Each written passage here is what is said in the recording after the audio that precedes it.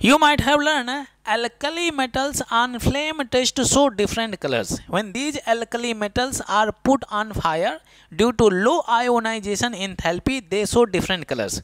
Question is how we can remember these colors. Now pay attention very carefully. We have alkali metals lithium, sodium, potassium, rubidium and cesium. Francium is radioactive elements. Okay. Remember one small sentence. We have cry. We are very bad. The statement is cry we are very bad. Cry we are very bad. Okay, cry we are very bad.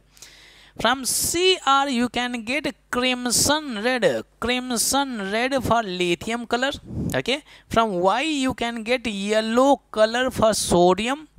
Okay. And from V you can get violet color for potassium.